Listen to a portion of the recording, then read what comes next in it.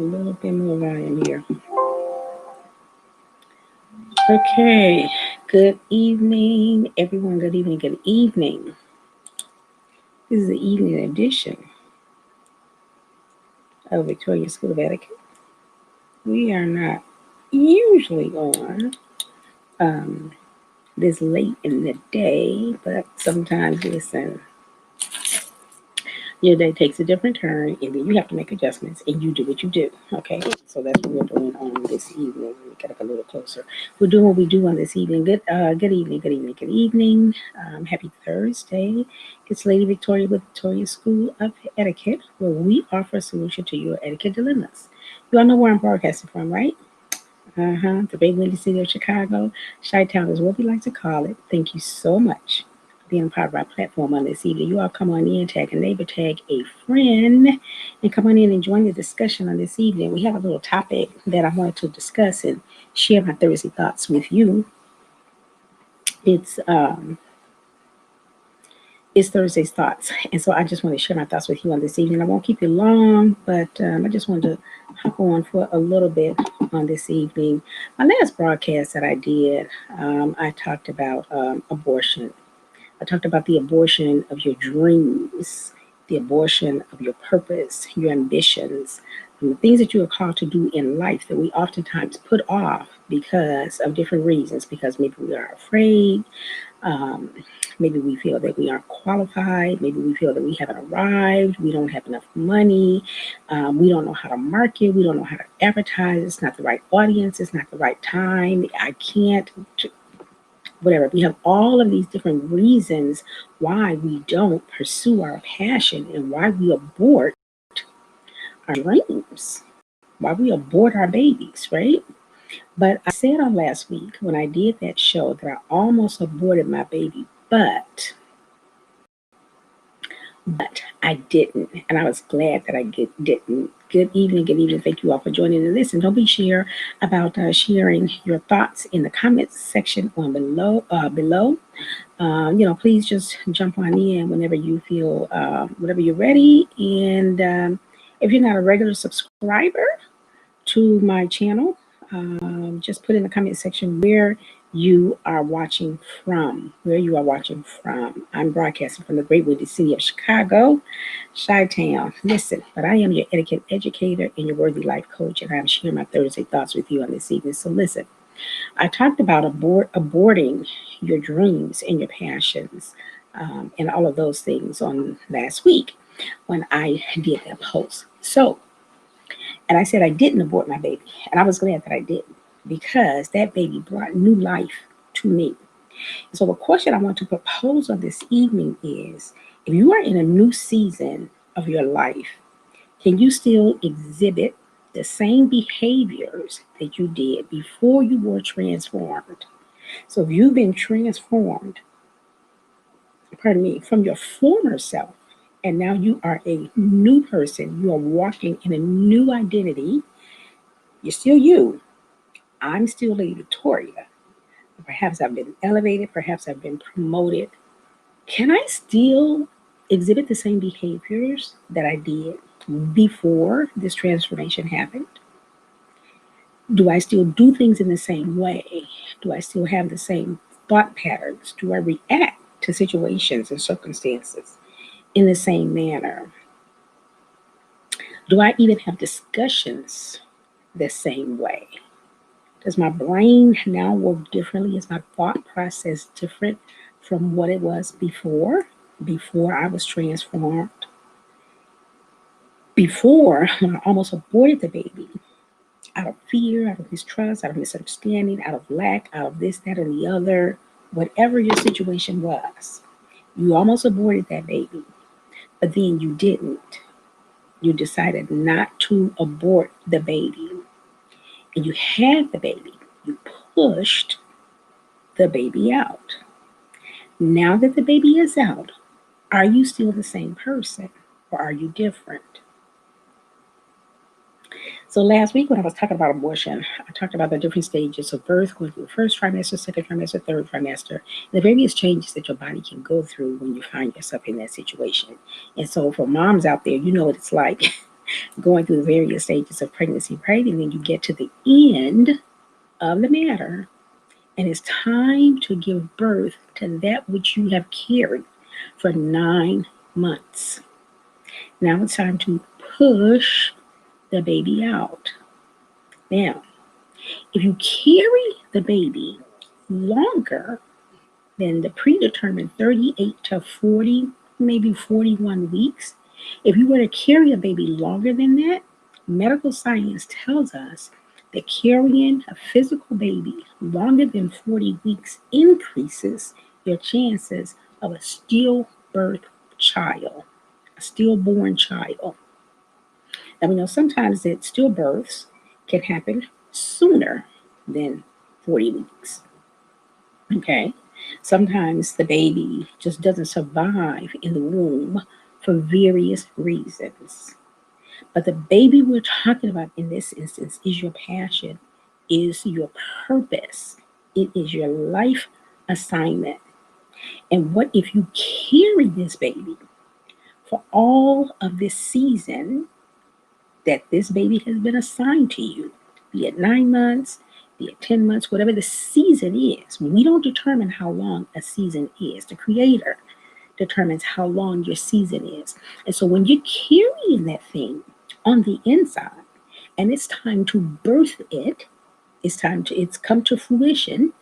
So now it's time to live outside of your spiritual womb, because that's what the birthing takes place in your inner man, in here. This is where it takes place, down in here. Okay, it takes place down here. So when it is time to give birth to that you have carried, what if you decide, nah, eh, mm, mm, mm, I'm not gonna do it. I'm not gonna give birth.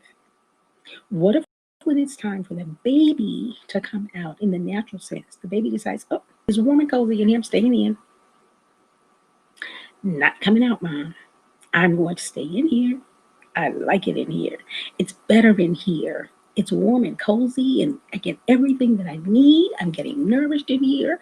I'm getting everything that I need to eat. I'm getting everything that I need to drink. I can relieve myself and not have to worry about, being wrapped up in my own release. What if the baby decides not to come out? Somebody's going to die. If the physical baby were to decide not to come out, the baby would die. The doctor, the midwife, everyone that's working on the medical team to help deliver this baby, they would have to do emergency surgery. That's what we call today a C-section.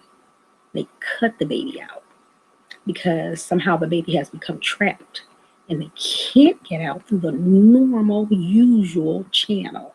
That channel being the birth canal. They can't get out. So emergency surgery has to be done. Why? To save the life of the baby. And guess what? And possibly the life of the mom. If she goes around carrying that baby for much longer than 40 weeks, her life is at risk as well. Not just the child, but her life is at risk as well. Because see, the baby is due to enter into creation at a certain time, and then that baby is due to enter into life outside of the womb after a certain particular time. So you carry it, but you can't carry it for longer than you should because something happens. When the baby comes out, there's a transformation that takes place. With the womb carrier, the person is carrying the child. They were transformed 9 months ago. The body was transformed, right? Women, when we're pregnant, our bellies become larger. Mine is a little flat, but if I were pregnant, my stomach would be much rounder and fatter, right? We go through other changes in our bodies. as we are preparing to bring forth a child into this world, our bodies change, our bellies grow, right? Because the uterus is growing because it is carrying a living human being. As our bodies prepare to nurture this child outside of the womb, our breasts get larger. Milk ducts,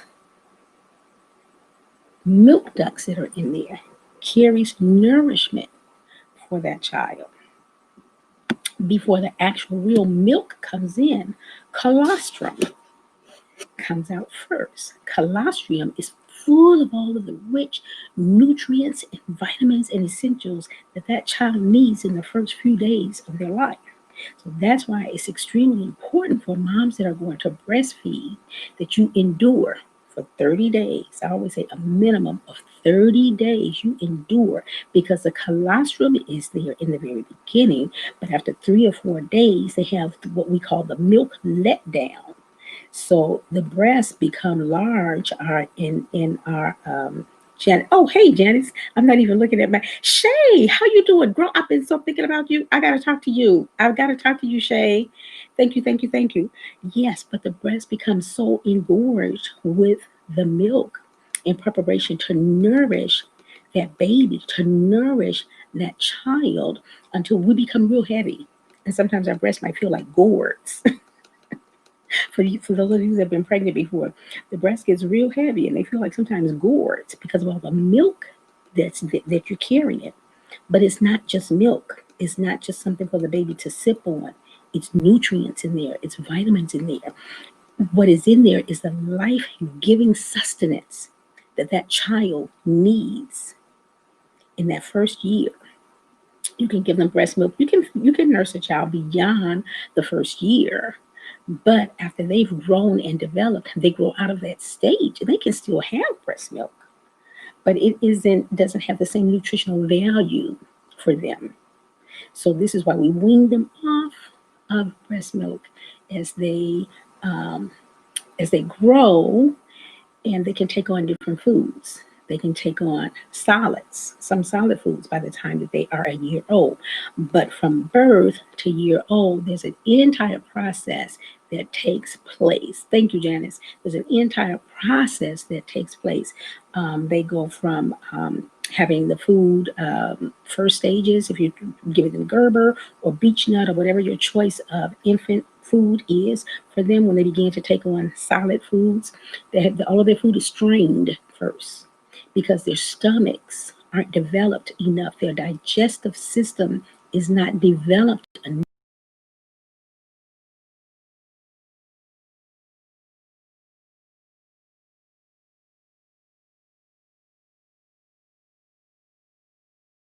from Facebook, my personal page, my fan page, going. Okay. So when the baby begins to eat, they're eating strained foods. So it's very liquidy.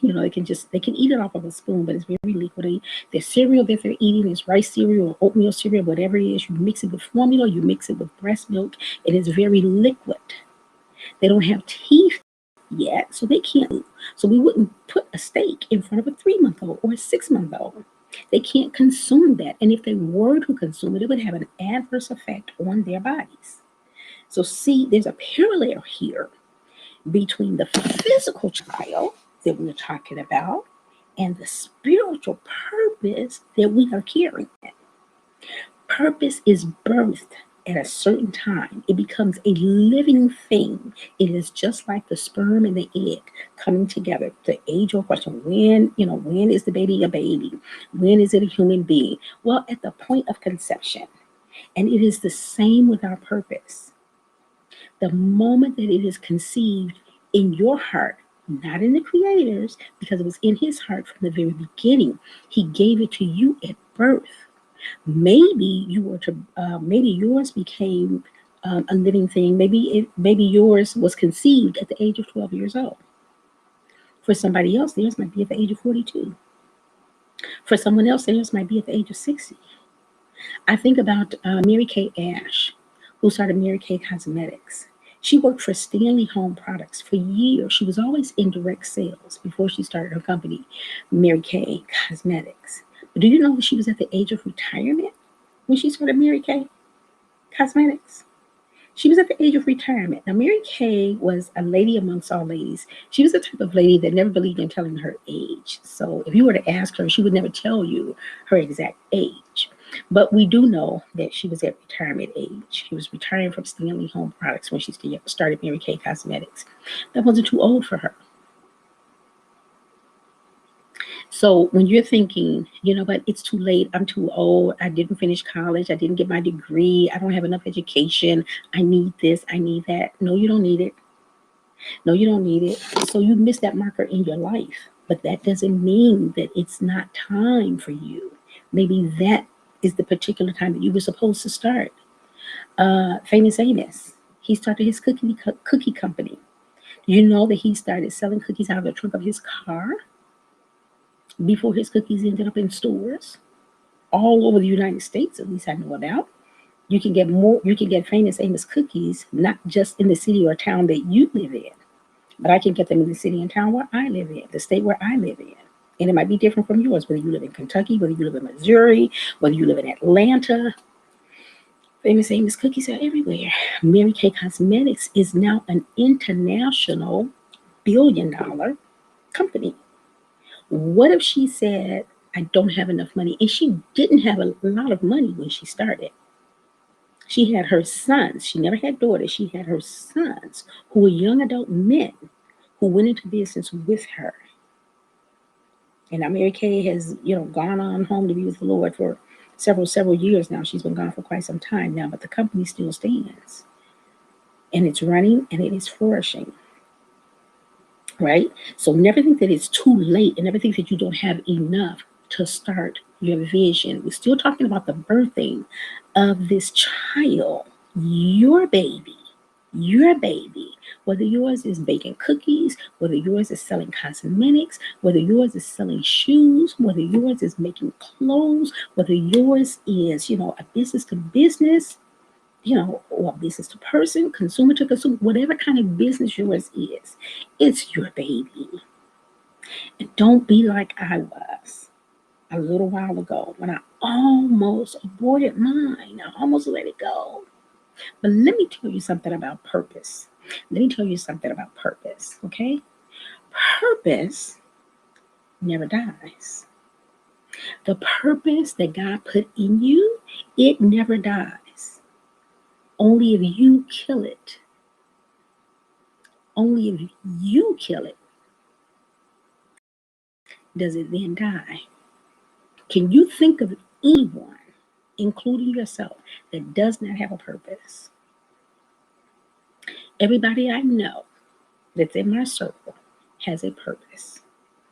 Theirs is different from mine. Mine is different from theirs. Mine is different from my girlfriend over here, and it's different from my girlfriend over there, and it's different from my guy friend back there, and it's different from my cousin and my sister and my auntie and my uncle and my grandma and my co-workers. But we all have a purpose. Once you're transformed, once you realize what your purpose is, you realize what your passion is, you've conceived it, now you've birthed it. You have been transformed. You've gone through an entire transformation period throughout the life cycle from conception to birth. From conception to birth. We know it takes 9 months to birth a baby. But it's only at the conception point, it's at the conception point that life begins. And then we go through the 9-month cycle. And it's the same way when you're birthing a vision. It might take 9 months, yours might take 3, somebody else might take 2 years. The time frame really doesn't matter. What matters is going from conception to birth. So once you get on the other side of birth, can you be the same person? Once I discover what my purpose and my passion is, and I cross over into that season, am I the same person? Do I have the same thoughts? Do I have the same expectations? Do I look the same? Do I dress the same? Do I walk differently? Do I have a little more pep in my step? Do I walk with a little more jazz? Because now I've completed something that was in me. I've given birth to a new idea. I've given birth to a new product. I've given birth to a new service. Am I the same? Can you practice old behaviors when you are in the new season? If you say yes, put your hand up. If you say yes, put up a number one. If you believe that you can be the same person that you were before you were transformed, you've entered into transformation and you're on the other side of it. Are you the same? Are you the same person? I am physically the same person. I am still Victoria L. Jones Dubose. I'm still her. But internally, I'm not her. I'm not my former self because my former self had to come to a place where I could even realize that I had purpose. And my former self had to come to a point where I could realize that the purpose that was within me wasn't just for me. It wasn't just for me, but it's for those that I am to serve on the other side. So I had to go through that entire transformation process. The baby, when the baby gets here, the physical baby doesn't stay a baby. The physical baby does not stay a baby. I have 4 children. All of them are adults now. They all have families of their own. I still refer to my youngest daughter as my baby girl. I still refer to my oldest daughter as my big girl. I still refer to my oldest son as my oldest son. That's the preacher. That's what I tell him about. That's my preacher son. He's my oldest son. My youngest son is my military son. No longer in the military anymore, but he's my military son. Those are just the labels that I've given my 4. Are they still those little babies that I was rocking in my arms, that I was carrying, that I was nursing, that I gave strained baby food? And then they went on from that to fruits. And then they went on from that to vegetables. And then they finally got to the point where they could eat meat, baby meat that was pureed, nasty. I'm sorry. Baby food that's meat is horrible. I don't care what kind it is you give them. Chicken, lamb, veal, whatever it is that you're giving them. When it's baby food and it's meat, it tastes terrible. It's the most terrible tasting baby food out of all baby foods, and I don't care what brand it is. Now, that's just my take on it. And I'm just saying that as a mother of 4, so I can say that, a mother of 4, and some other children that I helped to raise when I had my daycare business. So that food is nasty. Anywho,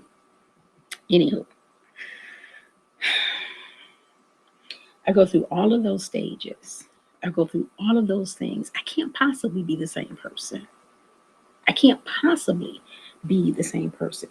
This is like a person that works at a company, right? So you work at a company, you work for this business, you are a regular salaried employee.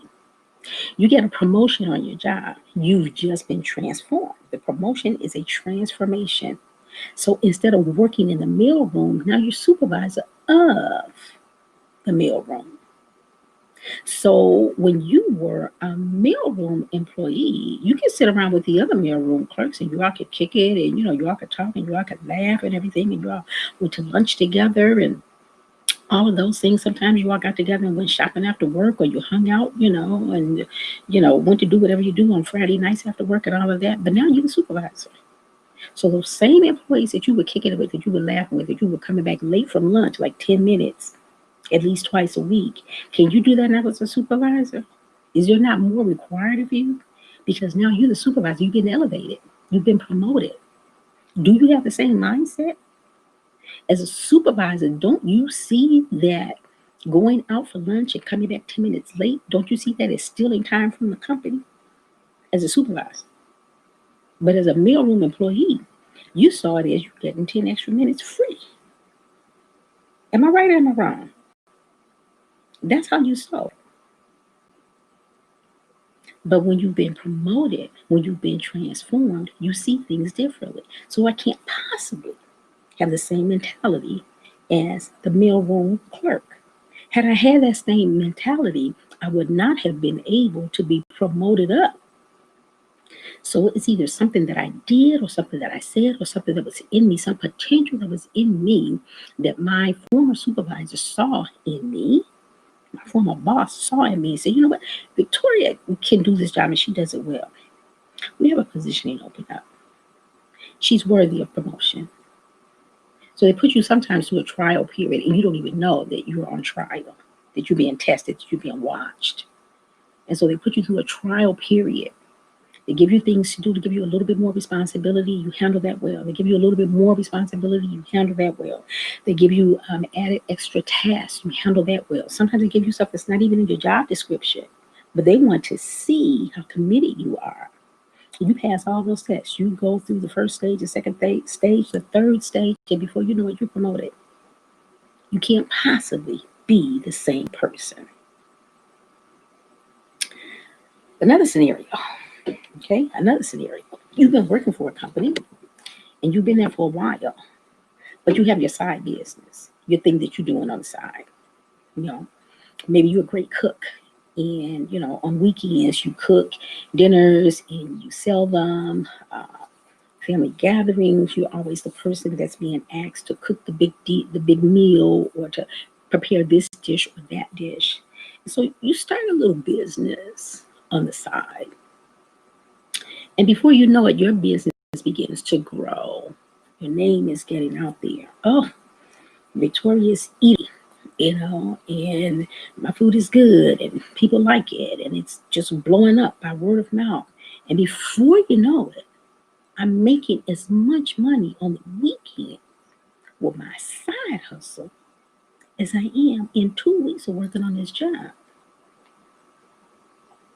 So then I get a bright idea and I go to work and I ask my supervisor if I can reduce not my workload, but my number of days. Whereas I normally come in and I work 5 days a week and I work an 8-hour shift. Can I come in 4 days a week? Still only work 8 hours, but I need to reduce it by 1 day. They say, sure, you know, you can have that time.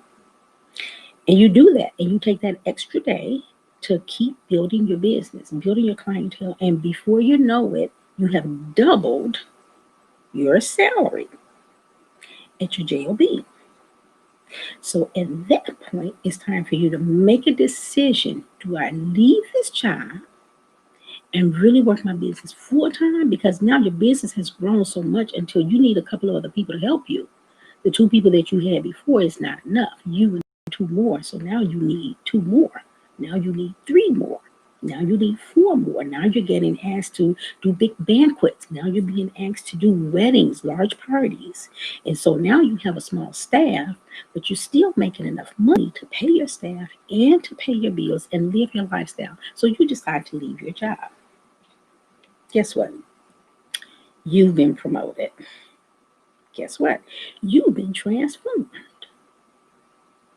So do you still have the same mindset of, I need to get up in the morning and go to my 9 to 5 when I got a business over here that's providing for all of my needs and I'm in no lack? You've been transformed. You don't have the same mindset because you don't have the mindset to get up and go to work for someone else, because now you are an entrepreneur and you work for yourself. You employ others. So no, you do not have the same mindset. Now you're very cognizant of what tax bracket you're in. You're cognizant of the insurance that you're paying for out of the salary, out of the money that you make. Your employer is not paying for your insurance, and you're just paying a deductible. You're just paying, a monthly premium towards your insurance. No, you pay all of it now. You have a different mindset. You have a different mindset. You spend your money differently. Because now you have to think about the supplies that you need. You have to think about the food that you need. You have to think about the tablecloths, the napkins, all of the other things you need to go and set up for a party, whether it's an anniversary, a wedding. You have to think about all of those things. You're thinking about the number of staff that you need to go along to complete this job. You're thinking about how many hours you need of preparation before you even get to the site, before the date even gets here. You've done all of that. You're thinking about the marketing and the advertising that you need to grow it beyond where it currently is, because you've grown it from an infant, okay? You've grown it from an infant, and now it's a teenager, and now you want it to become a full grown adult. So your mindset is going to be different. You're going to feed that business differently than you fed yourself as an employee. Doesn't that make sense? Does that just make sense to do it that way? So you're not the same person. We've all heard the phrase that you can't pour new wine into what? Old bottles. Type it in the chat. You can't pour new wine into old bottles. What happens when you do that? If you pour new wine into an old wine skin, what happens to it? Y'all put it in the chat. I know you're out here, and I know that you're listening. Let me see you participate. If you pour new wine into old wine skins, what happens to the wine skins?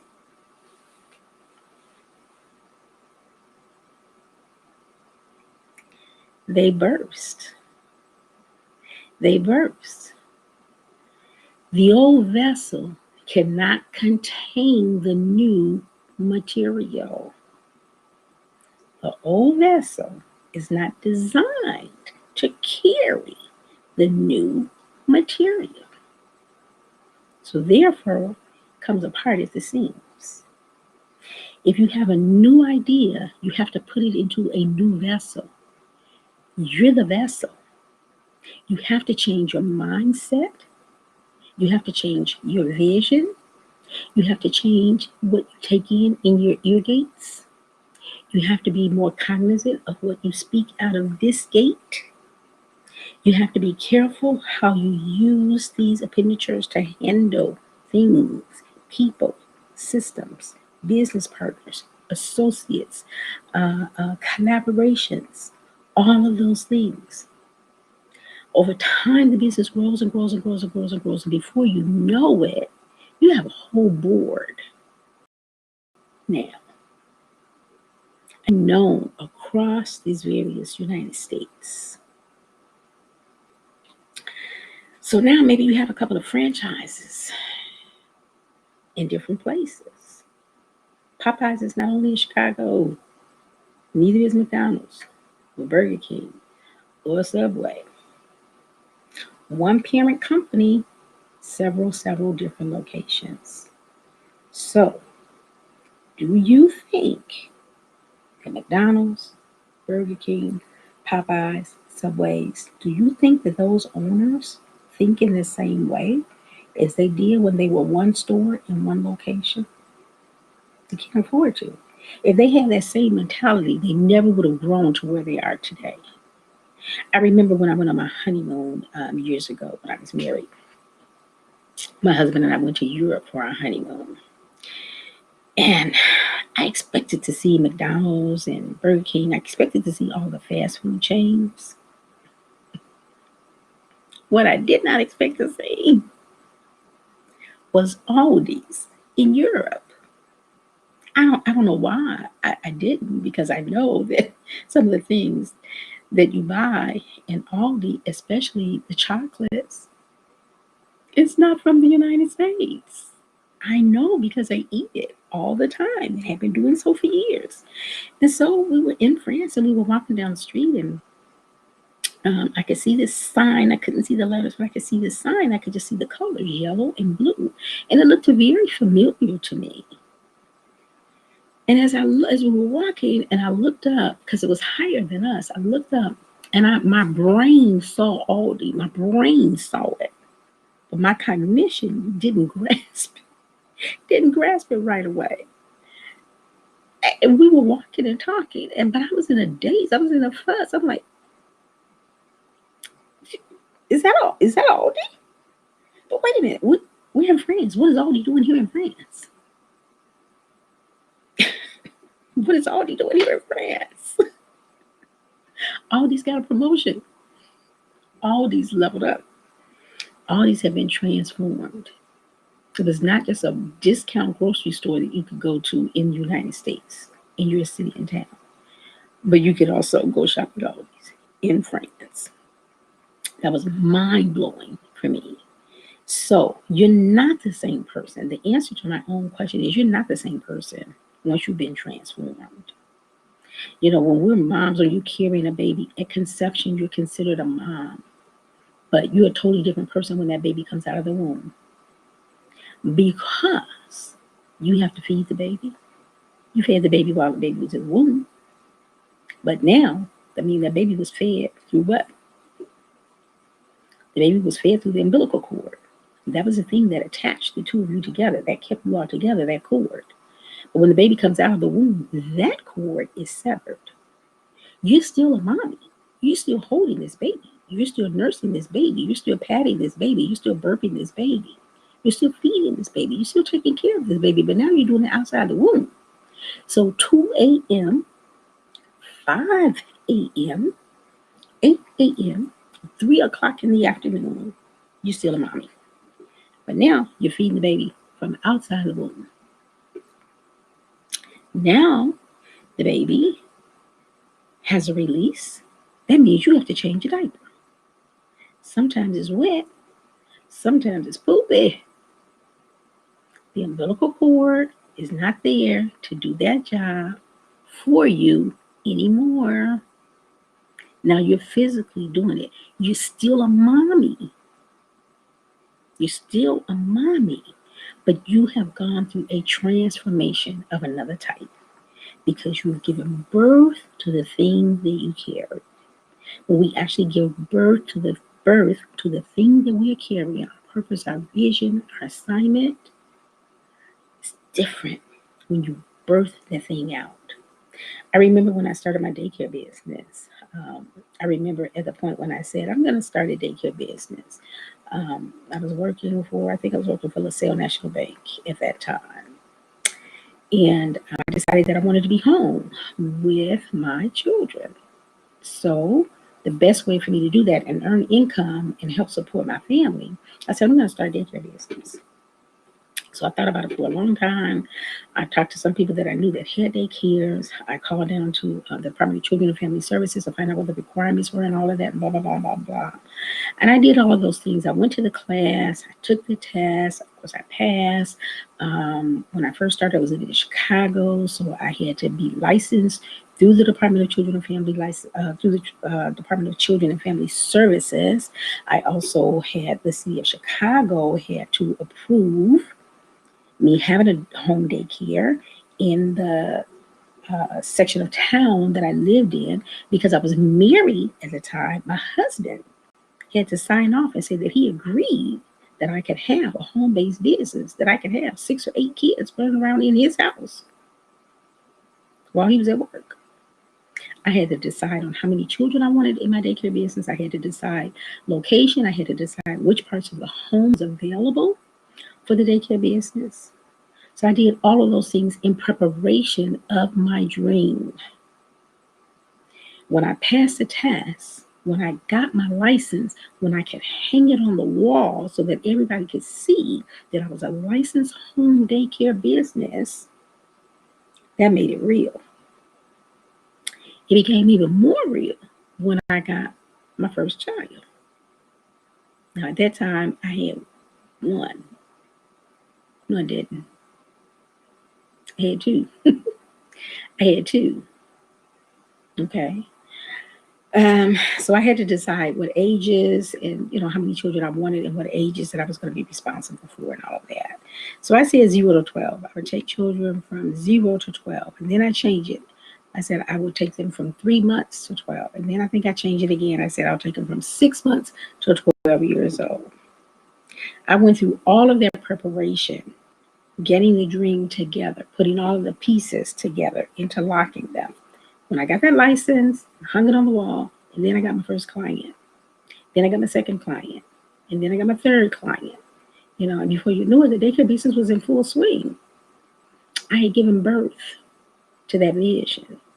I was transformed. I was no longer preparing, but I had given birth to the vision so Then I had to feed the vision. Feeding the vision was taking care of the children. It was preparing them breakfast in the morning. It was greeting them at the door when they came in. Them and their parents. It was preparing them a mid-morning snack, giving them lunch, having toys and games and music and activities, and going outside and going on field trips and going to the park and all of those things that were required in that business. But it was my vision that I was feeding every day.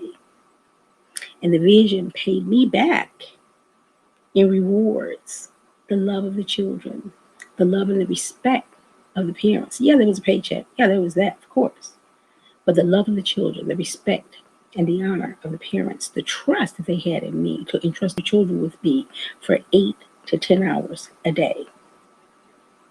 So the vision pays off, but you become a transformed person when you give birth to that vision. One thing I have learned, and I've had more than one business, one thing I have learned in business is you never stop asking questions. You never stop growing and developing. You never stop expanding. The vision lives on in you as long as you feed it. You have to feed it. It will grow and it will multiply. And always remember the vision is not just yours, it's not just for you. It's not for you just to get a paycheck. It's not for you to say that, hey, I'm president of Victoria School of Etiquette. Oh, listen, I created Victoria's, House of Kids Home Daycare. Listen, it's not for me to just say, hey, this is Tori's gift gallery. This is where I sell, favorite household items and little trinkets. It's not for me, but it's for others out there that have been assigned to me. Perhaps I've been assigned to them. So it doesn't matter what your purpose and what your vision is. Like I said, it could be baking cookies. It could be any number of things. You could be an art distributor. You could be a police officer. You could be a doctor, a lawyer, Indian chief. You could be a truck driver. It doesn't matter what it is. But what does matter is that you birth it. You conceive the idea. Now birth it. After you birth it, you nurture it. And you have been transformed. You have to know that. You've been transformed. You cannot run the business with the same mind that you had when you were creating the business. Your mindset grows, your mindset expands, because the more time and effort you put into the business, the more you're building it up. You're constantly growing it. Your vision should become bigger than you. You should realize that your purpose and your vision is not just for you, and it should become bigger than you. If it's not bigger than you, perhaps it's not your purpose. Because if it's something that you can always do all on your own, you don't need the aid and assistance of anybody, especially God. You're doing this all on your own. Go somewhere and have a seat. That's not purpose. No, ma'am, no, sir. That's not purpose. That's something you're doing. That's for your own glory. That's for your own edification. Anyway, this is not a sermon on tonight. But listen, transformation matters. You go from one stage to the other. And yes, you are transformed. And when you are transformed again, you're not the same person. You've leveled up. You're growing up. You're growing. You're expanding. You should be growing this way, and you should be growing this way all of the time. You stay like this, and you stay right here. Can't even see nothing. You stay right here. You never end up here. Something is missing. Something is missing. Find out what it is. Fix it and keep moving. Don't wallow in it. Just find out what it is. How do you find out what it is, Lady Victoria? You ask the person that gave you the vision. Who gave you the vision? God gave you the vision. Someone may have spoken to you, but God allowed the person to speak it to you so that you would know that that's yours. You would know that that vision is yours. And don't be discouraged because someone else is doing the same thing that you're doing. There's more than one etiquette person in the city of Chicago. Am I concerned about that? Not at all. Because they're doing etiquette their way, the way God gave it to them, and I'm doing etiquette the way God has given it to me. So I'm not worried about competition. I'm not worried about, oh, you know what? I'm not doing what she's doing. And she's doing the same thing that I'm doing. Oh my God, I'm never going to. Child, no. Because I'm not looking at them. I'm looking and listening what's being spoken into my ear from up here. Okay? So that's how you have to look at your purpose. Sure, there's going to be someone else doing it, but nobody's going to be doing it like you. And you can sometimes be friends with other people. You don't have to worry about there's not enough room and all of that. There's enough room for you, her, him, them. But you're doing it God's way. And they're doing it God's way too. But they're doing it the way God gave it to them, and you're doing it the way God gave it to you.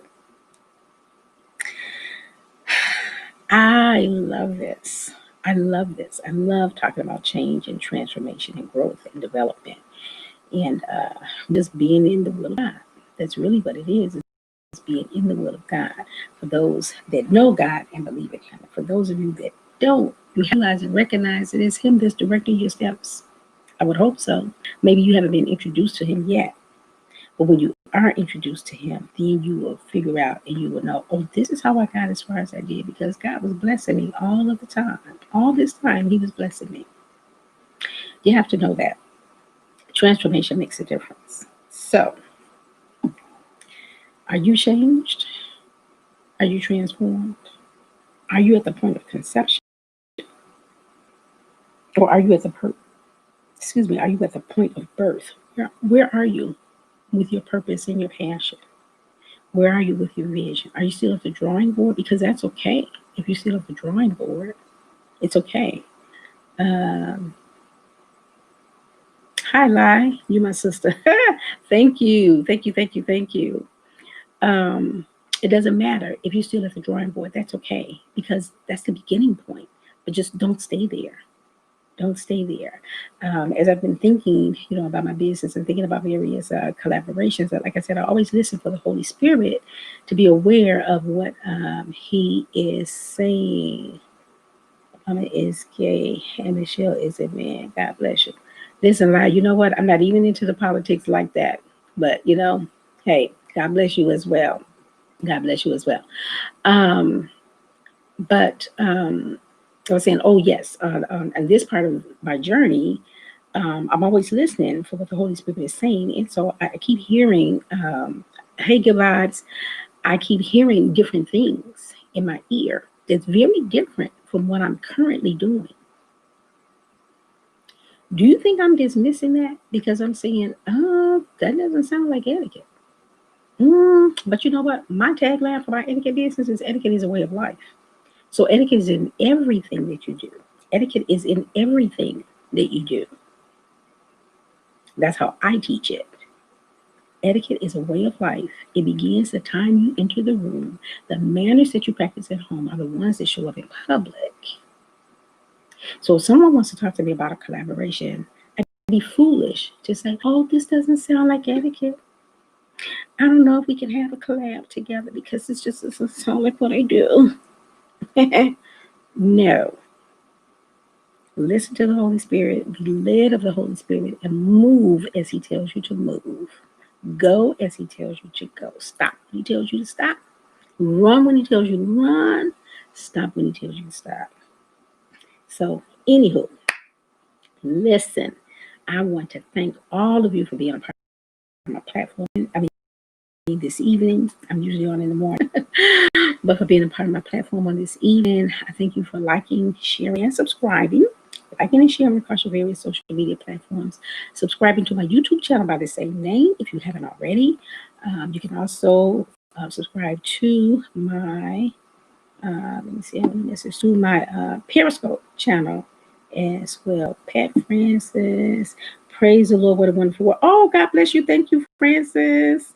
Thank you, thank you, thank you. I appreciate you so much. I appreciate your kind words. So those other platforms, whether you're watching me on my Facebook personal page, my first Facebook fan page, YouTube, Periscope, Instagram, and I'm on Twitter too, but I usually don't always post my longer messages on Twitter, but you can always go there and see my tweets, things I'm talking about. But yes, please like and share across your various social media platforms. subscribe to those other platforms as well. On the business side, yes, I am on LinkedIn. I didn't put it here in the chat, but I am also on LinkedIn. So listen, if you ever have any questions about etiquette, about manners, about protocols, hit me up. You can you can direct message me. Let me know that it's you, because there's so many people out there that DM you. Sometimes they aren't always legit. So I don't like the trolls. I'm just saying. But you can also direct message me on Messenger as well. You can leave a question or a comment on my Facebook fan page. That's where I'd like to address those. But if you leave it on my personal page, I'll see those too, just as well. You can leave something on my Instagram. And then, of course, there is my website that you can go to, www.VSETC, Victoria School of Etiquette 16.com, VSETC16.com. Scroll through my website, see the courses and curriculums that we have to offer. Our dining program usually has been our premium program for a number of years, but we're always adding new content. And with the holidays coming up, I am going to make an announcement about holiday classes for those of you that want to shore up your fine dining skills. Good vibes, 63782. I don't know what that means, good vibes. But yes, if you want to shore up your dining skills and learn table settings and all of that, or just shore up your dining skills, and don't be intimidated by COVID-19 and say, hey, well, we're not having a big family dinner, we're not having a holiday celebration. I always say that when you sit down to dine, it should be a pleasant experience, even if you're dining alone. Oftentimes when I dine alone, I still set the table for me because I honor me, and I like to sit down to a nice table. I pull out my china, the table is set with everything. So just because you're dining alone doesn't mean that you have to be eating out of the can, the box, or whatever it is. Okay? Always make it nice for yourself. So if you're interested in any of those or in any other or anything that has our BPS program, if you're interested in any of that, just send me a message and I will respond to you. And again, thank you for staying up late with me on this evening. I appreciate all of you, and I look forward to seeing you all again. But until the next time, this is Lady Victoria. We will chat again. But until then, bye for now. If you're just joining, be kind and rewind. We'll chat again. Good night, everyone.